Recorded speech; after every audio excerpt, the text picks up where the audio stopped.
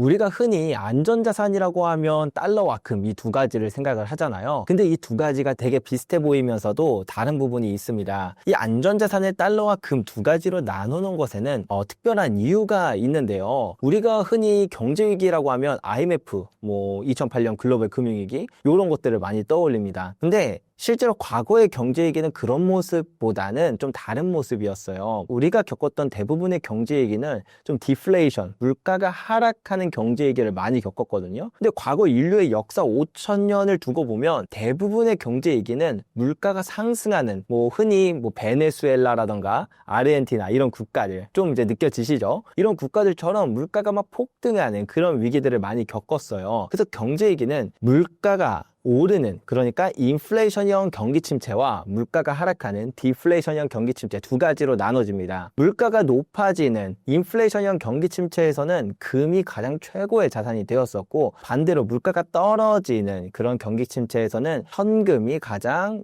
빛나는 자산이 되었거든요. 그렇다 보니까 이 금이라는 자산은 경제 위기 때 빛나는 자산은 맞지만, 우리가 일반적으로 겪어왔던 그런 디플레이션형 경기 침체라기보다는 인플레이션형 경기 침체, 마치 우리가 지금 우려하고 있는 그런 스태그플레이션에 대한 경기 침체, 경제 위기에 대한 우려가 높아질수록 금이 빛나는 자산이 되는 것이죠. 이걸 과학적으로 분석해보면 되게 재밌어요. 우리가 5,000년이라는 시간 동안 금과 은을 돈으로서 쓰였거든요. 근데 이게 단순히 예전에도 돈을 금으로 썼으니까 우리 이번에도 금으로 돈 씁시다 라고 해서 5,000년 동안 이 금이 돈으로서 쓰인 게 아니에요. 사실 다양한 종류의 화폐가 많이 있었습니다. 독일에선 담배를 화폐로 썼던 역사도 있고요.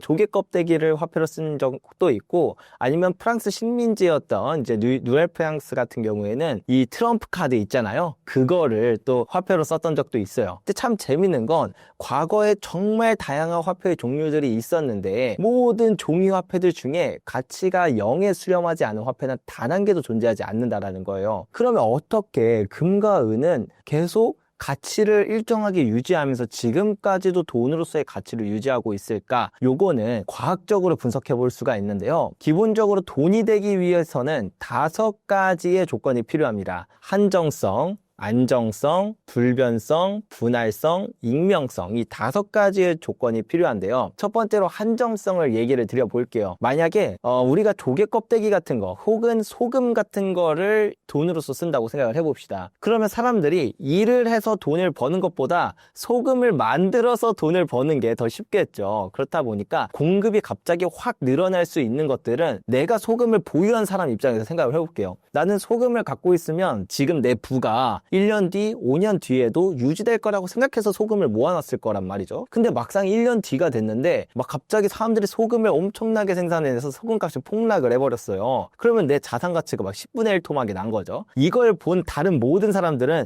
야, 저 부자가 소금 돈으로 갖고 있었다가 완전 쫄딱 망했대 라고 얘기하면서 그 사람들은 절대 다시는 소금을 돈으로서 생각하지 않을 거예요. 이처럼 지금의 가치가 미래의 가치까지 유지되기 위해서는 한정성이라는 부분이 꼭 필요하다는 거죠. 그 다음으로 안정성, 너무 당연한데요. 독성이 있거나 방사능 물질이 있으면 안 되겠죠. 요런 것도 쳐내고, 그 다음에 불변성, 부식이 된다거나 아니면 상온에서 녹아버린다던가 요렇게 막 좀 쉽게 변한다거나 사라지는 이런 물질도 안 되겠죠. 이런 것도 쳐내고요.